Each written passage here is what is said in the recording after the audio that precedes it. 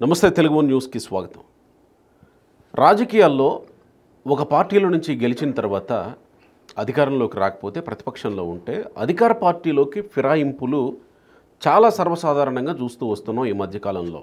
ఇది ప్రజల్లో లేదా మేధావుల్లో, రాజకీయ నాయకుల్లో, సమాజంలో ఉండేటువంటి అన్ని వర్గాల్లో ఇది చాలా సర్వసాధారణమైనటువంటి విషయం అనేంతలా చొచ్చుకుపోయింది. దీని గురించి ఎవరు పట్టించుకోవట్లేదు. ఏముందిలే, ఈరోజు ఇక్కడ గెలుస్తారు, అధికారంలో రాకపోతే వేరే చోటకి అధికార పార్టీలోకి వెళ్ళిపోతారు కదా అని సాధారణంగా అనుకునే పరిస్థితి. అయితే తెలంగాణలో పార్టీ ఫిరాయించిన 10 మంది ఎమ్మెల్యేల విషయంలో మాత్రం ఆ పరిస్థితి కనబడట్లేదు. ఏదో కొంచెం సీరియస్గానే నడుస్తుంది. ఆ 10 మంది ఎమ్మెల్యేల పరిస్థితి ఏంటి అనే చర్చ తెలుగు రాష్ట్రాల్లో మొదలైంది. వాస్తవానికి ఇంత సర్వసాధారణంగా ప్రజలు మాట్లాడుకునేటువంటి విషయం ఎందుకు ఇంత సీరియస్ అవుతుంది రోజు రోజుకి? అసలు కోర్టులు కలుగు చేసుకోవచ్చా స్పీకర్ అధికారాలలో? స్పీకర్ని కోర్టులు ఆదేశించవచ్చా? కోర్టులు గడువు విధించవచ్చా? న్యూ ఇయర్ వేడుకలు ఎక్కడ చేసుకుంటామని చీఫ్ జస్టిస్ బిఆర్ గవాయ్ అనే పరిస్థితి అసలు రావచ్చా? వస్తే ఇక్కడ స్పీకర్ పరిస్థితి ఏంటి? ఈ 10 మంది ఎమ్మెల్యేల పరిస్థితి ఏంటి? నిన్న మొన్న మనం చూస్తూ ఉన్నాం, పశ్చిమ బెంగాల్లో ముకుల్ రాయ్ అనే ఎమ్మెల్యేని బీజేపీ ఎమ్మెల్యే టీఎంసీలో చేరితే అతని మీద కంప్లైంట్ చేస్తే స్పీకర్ నిర్ణయం తీసుకోకపోతే హైకోర్టే అతన్ని అనర్హుడిగా ప్రకటించింది. ఒకవేళ తెలంగాణ స్పీకర్ కూడా నిర్ణయం తీసుకోకపోతే పరిస్థితి ఏంటి? సుప్రీంకోర్టే నేరుగా ఇంటర్వ్యూన్ అయ్యి ఆ ఎమ్మెల్యేలని అనర్హులుగా ప్రకటించే అవకాశం ఉంటుందా?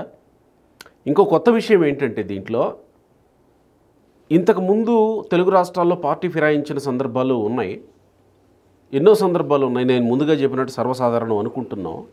కానీ ఇప్పుడే ఎందుకు చర్చనీయాంశం అవుతుంది? ఇప్పుడే ఎందుకు కోర్టులు ఇంత సీరియస్గా స్పందిస్తున్నాయి? ఇప్పుడే ఎందుకు దీని గురించి చర్చ? అసలు ఎమ్మెల్యేలు పదవులు ఉంటాయా ఉండవా అనే స్థాయికి చర్చ వెళ్ళిపోయింది.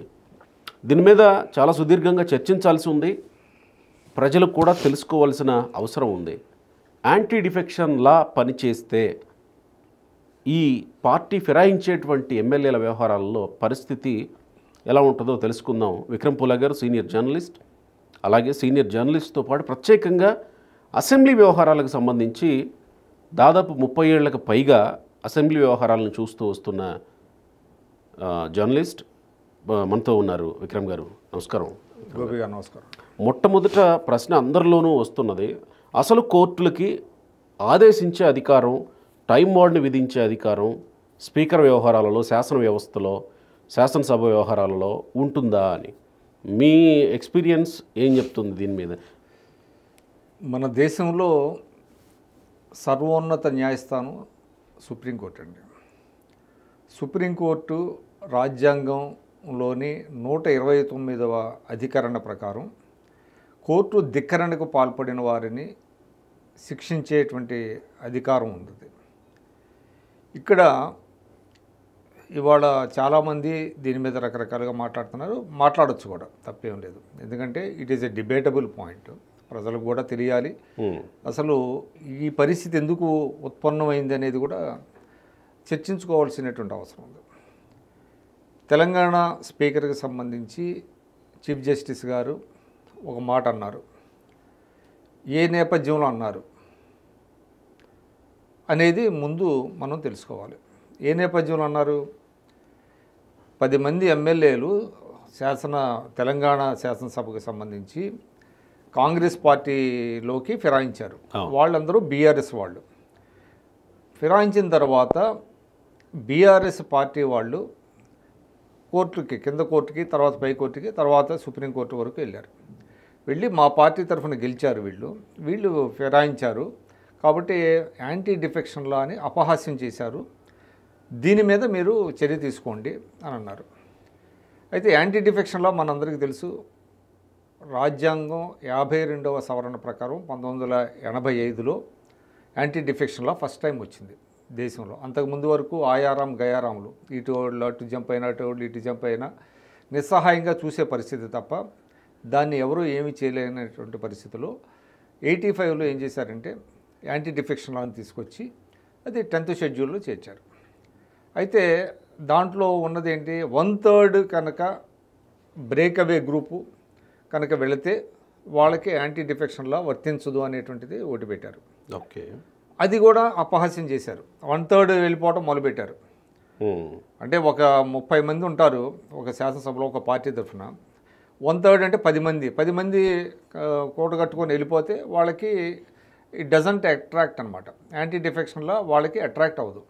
Okay okay okay. కాబట్టి అది అపహాస్యం అవుతున్నదని చెప్పి ఏం చేశారంటే మీకు మళ్ళీ ఇంకొక సవరణ తీసుకొచ్చారు 2003లో. అది 91వ సవరణ, రాజ్యాంగానికి జరిగినటువంటి 91వ సవరణ. దాంట్లో ఏం చేశారు, 2/3 కనుక వెళ్ళొచ్చు, బ్రేక్అవే వెళ్ళి వాళ్ళు ఒక సపరేట్ ఎంటిటీ కింద ఫామ్ అవ్వచ్చు. అంటే ఒక ఎక్స్ అనే పార్టీలో 2/3 పర్సన్స్ వెళ్ళి వాళ్ళు మమ్మల్ని ప్రత్యేకంగా గుర్తించండి అంటే స్పీకర్ గుర్తించాలి. వాళ్ళకి యాంటీ డిఫెక్షన్లా ఉండదు. ఎందుకు చేశారని అంటే రాజకీయ అస్థిరత వల్ల ప్రభుత్వాలు తరచుగా మారుతున్నాయి కాబట్టి అది ఒకటి పెట్టారు. 2/3 బ్రేక్అవే గ్రూప్కి ఇది వర్తించదు అనేది పెట్టారు. అది యాంటీ డిఫెక్షన్ల యొక్క స్పిరిటు, దాంట్లో ఉన్నటువంటి అంశాలు. ఇక్కడ వచ్చేటప్పటికి ఏమైంది తెలంగాణలో, అయితే యాంటీ డిఫెక్షన్ లాలో ఏముందంటే అర్హత వెయిట్ వేయాలంటే ఎవరు వేయాలి, రాష్ట్ర అసెంబ్లీ స్పీకర్ వేయాలి. స్పీకర్ గారికి ఆ అధికారం ఉంది. కానీ ఎప్పుడు వేయాలి, ఎంతకాలంలో దాన్ని విచారణ పూర్తి చేయాలనే దాని మీద లేదు, అక్కడ టైం బౌండ్ అనేది లేదు. Okay okay. దానిని అలుసుగా తీసుకొని లేకపోతే దాన్ని ఒక సాగుగా తీసుకొని దాన్ని ఒక ప్రిటెక్స్ట్గా తీసుకొని చాలామంది అసెంబ్లీ స్పీకర్లు ఏం చేస్తున్నారు, అధికార పార్టీకి అనుకూలంగా అది దాన్ని పక్కన పెట్టేసేసి దాని మీద విచారణ చేయరు. అట్లా కాలయాపన 5 ఏళ్ళు గడిచిపోయినాయి. అలాంటివి ఎన్నో జరిగినాయి దేశంలో. దీనివల్ల ఏమవుతుంది, ప్రజాస్వామ్యం యొక్క స్ఫూర్తి దెబ్బతింటుంది. అంటే ప్రజల నమ్మకాన్ని ఒమ్ము చేస్తున్నారు కదా. యాంటీ డిఫెక్షన్ అంటే ఏంటి, ప్రజల నమ్మకంతో మిమ్మల్ని ఒక పార్టీ కింద ఎన్నుకొని పంపిస్తే దానికి మీరు ఏ రీజన్స్ అయినా మాకు ఏంటి మా అసెంబ్లీ అభివృద్ధి కోసం మేము మారుతున్నామంటే అది చట్టం ఒప్పుకోదు కదా. అట్లాగా అపహాస్యం అవుతూ వచ్చింది. అపహాస్యమైన దీంట్లో ఏంటంటే వీళ్ళు మనకేముంది, ఎక్కడ మీరు what is the recourse for any anomaly అంటే కోర్టుకి వెళ్ళి మాకు న్యాయం చేయండి అని వీళ్ళు వెళ్ళారు. కోర్టుకి వెళ్ళకపోతే ఏం జరగదు, అది కోర్టులో ఫైట్ చేయాలి. కోర్టులో ఫైట్ చేశారు, కింద కోర్టులో జరగకపోతే పై కోర్టుకి, అట్లాగే సర్వోన్నత న్యాయస్థానం వరకు వెళ్ళినప్పుడు వాళ్ళు కోర్టు వారు ఏం చేశారు, ఇక్కడ ఇంకోటి కూడా జరగాలి, శాసనసభ ప్రక్రియలో న్యాయస్థానం జోక్యం చేసుకోకూడదు, పరస్పరం ఏంటంటే కాంప్లిమెంట్ చేసుకునేటువంటిది ఉన్నది రాజ్యాంగంలో. కానీ ఎక్కడ చట్టాలు చేసే విషయంలో కోర్టులు కలగజేసుకోవు. ఇప్పుడు శాసనసభ ఇదేంటి, చట్టాలు చేయటం, ఆ చట్టాలు చేసే విషయంలో కోర్టులు ఏమి పట్టించుకోవు. కానీ ఆ చట్టం అది రాజ్యాంగానికి విరుద్ధంగా ఉంటే కోర్టులు కలగజేసుకోవచ్చు. చట్టం చేయకూడదని చెప్పరు. ఓకే. కానీ ఆ చట్టంలో లొసుగులు ఉంటే, అది అంటే ప్రజల ఇంట్రెస్ట్లకు వ్యతిరేకంగా ఉంటే, ప్రజా ప్రయోజనాలకు వ్యతిరేకంగా ఉంటే, it is against to the constitution, then definitely court can interfere. అంటే ఈ మధ్య కాలంలోనే వచ్చిన ఒక చర్చ చూసాం మనం. ఆంధ్రప్రదేశ్లో జగన్మోహన్ రెడ్డి అభివృద్ధి వికేంద్రీకరణ పేరుతో వైజాగ్, కర్నూలు, అమరావతి అనే 3 రాజధానులు అనే విషయం వెళ్తూ ఉంటే కోర్టు దాన్ని ఆపేసింది, హైకోర్టు. అంటే అప్పుడు వైసీపీ అన్నదేంటి, అధికార పార్టీగా అధికారంలో ఉంది మేమా మీరా, ప్రజల చేత ఎన్నుకోబడింది మేమా మీరా, మేము చట్టాలు చేయడానికి, మేము శాసనాలు చేయడానికి ఇక్కడ ఉన్నాం, మా శాసన వ్యవహారాల్లో కలుగు చేసుకోవడానికి కోర్టు ఏంటి, కోర్టు మమ్మల్ని నియంత్రిస్తుందా అని మాట్లాడారు. కానీ కోర్టు నియంత్రించింది అక్కడ. కానీ ఎందుకు అది చట్టం చేయొద్దని చెప్పడం, చట్టం చేయకూడదని చెప్పాల. బట్ ఏంటంటే ప్రతి చట్టం కూడా ఈ should stand for judicial review అంటే జ్యుడిషియల్ రివ్యూకి అది నిలబడగలగాలి. అదే అక్కడ రైతులకి న్యాయం చేయకుండా మీరు ఎట్లా వెళ్తారు అనే ప్రశ్న. చాలా మంది అంటాం ఏంటి, శాసనసభ బిజినెస్ లో వాళ్ళ జోక్యం ఏంటి అని అంటున్నారు. అవును, ఆ బిజినెస్లోకి ఎక్కడా కూడా కోర్టులు జోక్యం చేసుకోవట్లా. బట్ వాళ్ళది ఏంటంటే మీరు ఒక చట్టం చేస్తే ఆ చట్టం అనేటువంటిది న్యాయ సమీక్షకు లోబడి ఉండాలి. ఓకే. ఆ న్యాయ సమీక్షకు లోబడి లేకపోతే ఆ చట్టం ఆటోమేటిక్గా కొట్టేయచ్చు దాన్ని. అది తెలియక చాలామంది ఏంటంటే ఇప్పుడు అంటే ప్రజాస్వామ్యంలో పార్లమెంటు ఈజ్ అల్టిమేట్ అంటారు, కరెక్టే, పార్లమెంట్ అల్టిమేటే, కానీ పార్లమెంట్ చేసే చట్టాలు కూడా న్యాయ సమీక్షకి లోబడాలి. అట్లానే శాసనసభ కూడా అటువంటిది వర్తిస్తుంది. ఇక్కడేమైంది, శాసనసభ స్పీకర్ అని ఆయన క్వాసీ జ్యుడిషియల్ ఆయనకి పూర్తిగా అంటే న్యాయం చెప్పేటువంటి, తీర్పు చెప్పేటువంటిది కాదు అక్కడ. ఆయన ఏంటంటే ఒక ప్రిసైడింగ్ ఆఫీసర్, శాసనసభకి ఒక ప్రిసైడింగ్ ఆఫీసర్ లాగా క్వాసీ జ్యుడిషియల్ అంటారు. అదే కోర్టు కూడా ఏం చెప్తుంది, కోర్టు ఆయనకి ఒక రీజనబుల్ టైం ఇచ్చింది, దీని మీద ఎగ్జామిన్ చేయండి. అవును, 3 నెలల టైం ఇచ్చారు. ఒక reasonable examine for what ever reasons. ఆయనకి ఆ సమయం చాలలేదనుకోండి, ఆయన ఏం చేయాలి, కోర్టుకి నివేదించాలి, మాకు మరికొంత సమయం ఇవ్వండి, మరొక నెల రోజులు 2 నెలలు సమయం ఇవ్వండి, ఈ కారణాల వల్ల ఈ పని పూర్తి కాలేదు కాబట్టి మరొక 2 నెలలు సమయం అని కోరవచ్చు, తప్పేం లేదు. కోర్టులు కూడా ఎగ్జామిన్ చేస్తాయి. Okay okay. అదేమీ చేయకుండా ఇచ్చిన సమయాన్ని లోపల కోర్టు చెప్పినప్పటికీ, సర్వోన్నత న్యాయస్థానం చెప్పినప్పటికీ స్పీకర్ గారు ఆ పని చేయలేదు అని అంటే అర్థం ఏంటిది, కోర్టు గారు ఏం చెప్పింది, it is the gross violation of supreme court ఇది కదా, ఏంటి వాళ్ళ అడ్వైజ్ కదా. కోర్టు కొన్ని చెప్పినప్పుడు దానికి చేయకపోతే ఇక అంటే సర్వోన్నత న్యాయస్థానం చెప్పినా కూడా చేయకపోతే ఇంకా దేశంలో ఇంకా న్యాయం ఏముంటుందండి, ఇంకా what is the sanctity of the supreme court? అంటే ఎందుకు మనం ఆలోచించకూడదు? అంటే ఇప్పుడు సమస్య స్పీకర్ వ్యవహారాలలో జోక్యం చేసుకుంటుంది అనేది కాదు, కోర్టు చెప్పినా చేయలేదు అనేది. అంటే కంటెంప్ట్ ఆఫ్ ద కోర్టు కాబట్టి సమస్య. మీరు కోర్టు వ్యాఖ్యానాలు మీరు చూసినట్లయితే సరే, అది పక్కన పెడదాం. అంటే మీరు ఎక్కడ గడుపుతారు మీ అలాంటి వ్యాఖ్యలు ఎందుకు చేయాల్సి వచ్చిందంటే, అంటే అంత తీవ్రంగా తప్పు పట్టింది, అంత తీవ్రత ఎందుకు పెట్టింది, ఇక్కడ మీకు తమ ఇచ్చినటువంటి ఆదేశాలను బేఖాతరు చేసినందుకు, వితౌట్ ఎనీ రీజన్స్ ఉంటే చెప్పాలి, ఈ రీజన్ వల్ల. రీజన్స్ కూడా ఇప్పుడు ఆ గడువులోగా 11th అవర్లో చెప్తే ఎట్లాగా, గడువు నవంబర్ 1కి పూర్తయింది, ఈరోజు నవంబర్ 17వ తేదీనో 18వ తేదీనో ఉన్నాం మనం. మరి అంటే అది అయిపోయిన తర్వాత చెప్పడం ఏంటి? ఇప్పుడు సుప్రీంకోర్టు ఆదేశాలను కూడా ఖాతరు చేయకపోతే దేశంలో ఇంకా న్యాయ వ్యవస్థ ఇదేముందండి?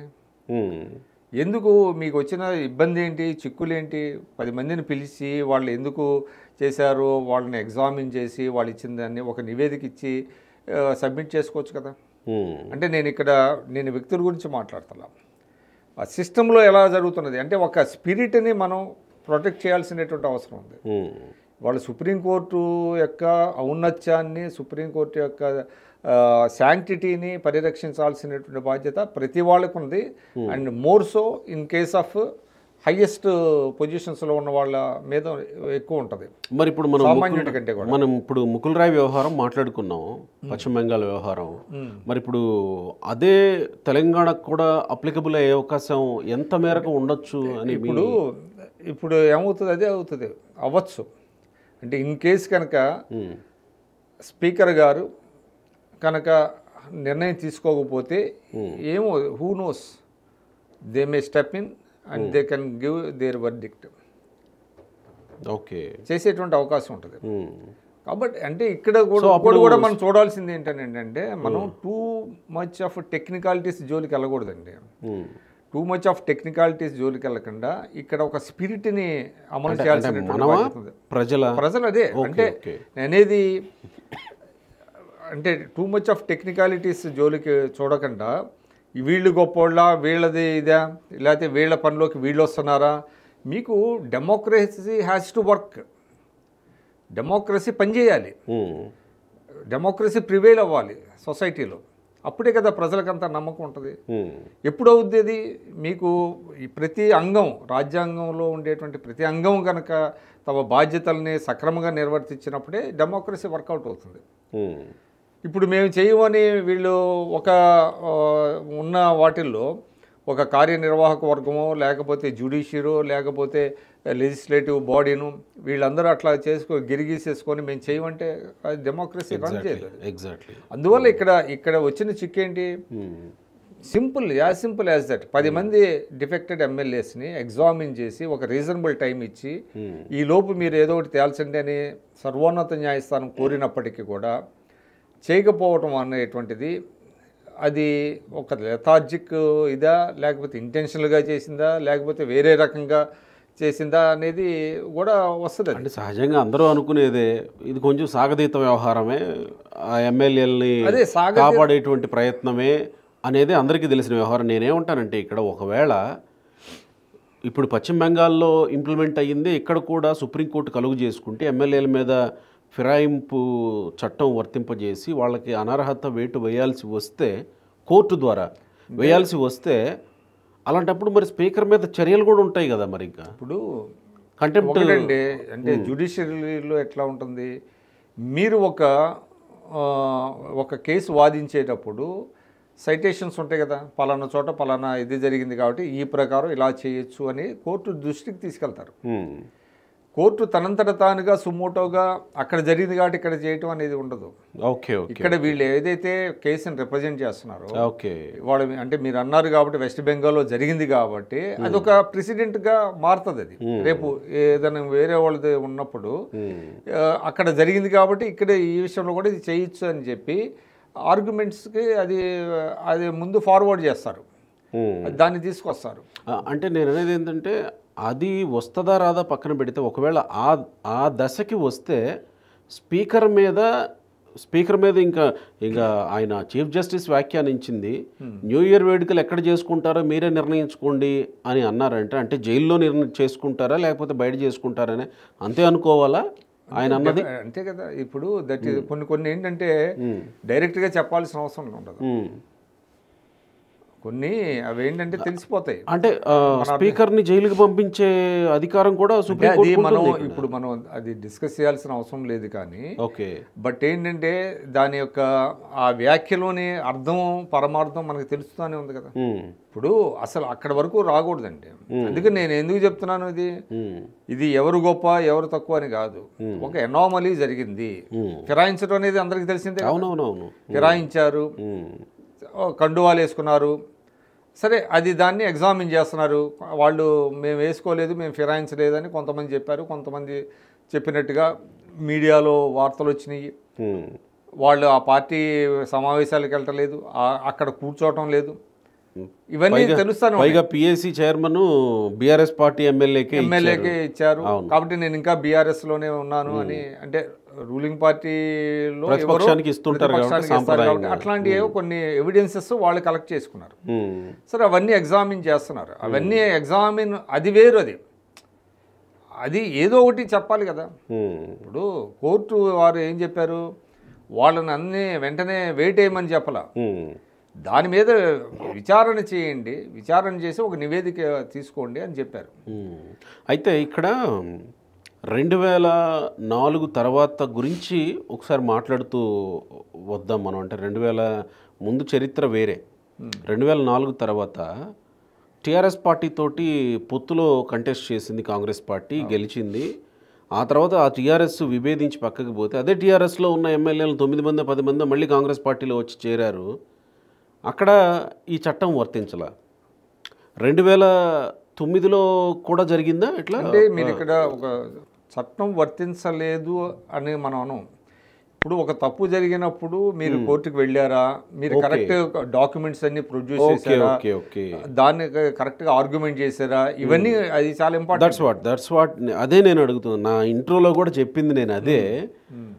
ఇది సర్వసాధారణమైన విషయం అనుకుంటున్నారు జనాలంతా, వదిలేస్తున్నారు.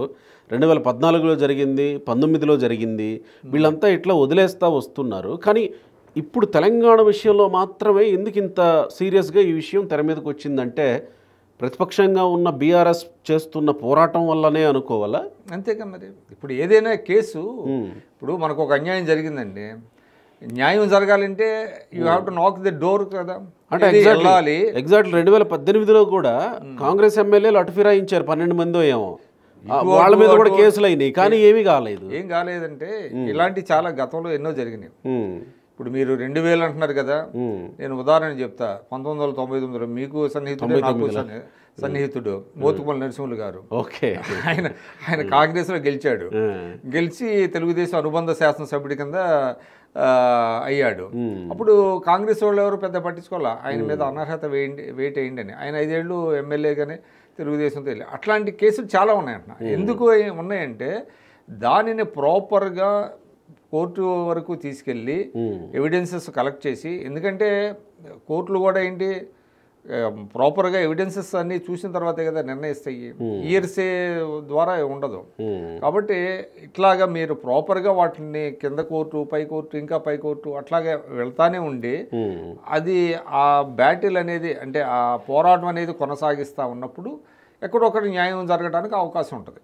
ఓకే. అసలు ఏమి మీరు అన్యాయం జరిగిందని ఏం చెప్పకపోతే కోర్టులు ఏమి మాత్రం ఎందుకు యాక్ట్ చేస్తాయి? అంతే కదా. అందువల్ల డెఫినెట్గా వీళ్ళు ఏంటంటే బీఆర్ఎస్ వాళ్ళు ప్రాపర్ ఎవిడెన్సెస్ అన్నీ కలెక్ట్ చేసుకొని కోర్టు ముందు సబ్మిట్ చేసిన తర్వాత కోర్టు ఇప్పుడు అనర్హత వేయండి అని స్పీకర్ని చెప్పట్లా. ఏం చర్యలు తీసుకుంటారో చెప్పండి, వాళ్ళ మీద విచారణ ముగించండి అని చెప్పింది అంతే. అది కూడా చేయకపోతే ఎట్లాగా?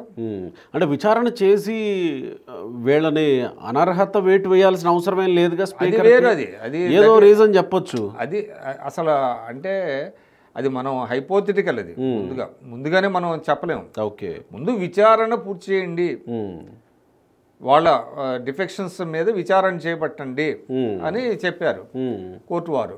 సో డిఫెక్షన్స్ మీద విచారణ చేపడితే సో వీళ్ళు పార్టీ మారడానికి కారణాలు సహేతుకమైనవే అని ఏమన్నా నిర్ధారించడానికి అవకాశం ఏమో అది చెప్పలేము మనం. అది చెప్పలేము. చెప్తే కోర్టు ఎట్లా చేస్తుంది మనం చెప్పలేము. Okay okay okay. అసలు అది అక్కడ వరకు వెళ్ళక్కర్లా మనం. ఇక్కడ వచ్చినటువంటి ప్రశ్న, ఉత్పన్నమైనటువంటి ప్రశ్న, స్పీకర్ గారు సుప్రీంకోర్టు ఆదేశించినప్పటికీ కూడా, చెప్పినప్పటికీ కూడా ఆ నిర్ణీత గడువులోపు తన బాధ్యతల్ని నిర్వర్తించనటువంటి నేపథ్యంలో కోర్టు వారు కొన్ని తీవ్రమైనటువంటి కామెంట్స్ చేశారు. తీవ్రమైనటువంటి కామెంట్స్ చేయడానికి కారణం కూడా తెలిసింది.